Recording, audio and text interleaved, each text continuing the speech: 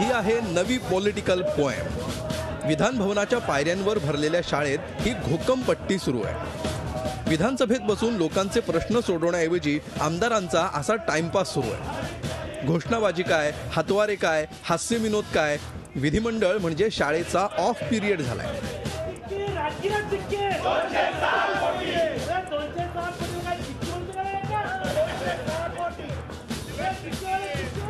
महिला आणि बालविकास मंत्री पंकजा मुंडेंना खिजवण्यासाठी विरोधकांचा हा सगळा पोरकटपणा सुरू आहे। विधान भवनाच्या कामकाजावर बहिष्कार घालणारे आमदारांचं हे वागणं पहा।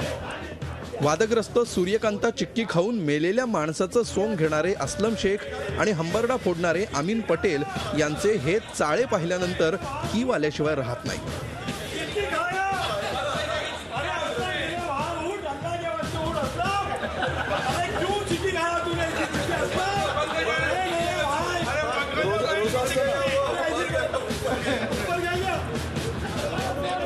या सगळ्यावर कडी केली ती राष्ट्रवादीच्या जितेंद्र आव्हाडांनी। विधान भवनाच्या पायऱ्यांवर उभं राहून ते कशी चिक्की खातायत ते पहा।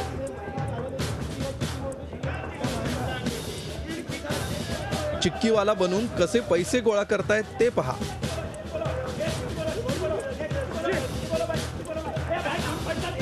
अशासाठी सनदशीर मार्गाने सभागृहात मंत्र्यांना आणि सरकारला कोंडीत पकडण्याऐवजी विधान भवनाच्या आवारात हे चाळे कशासाठी?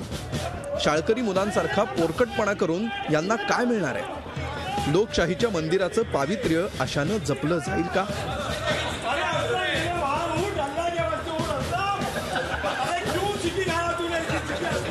Bureau report, Zee media.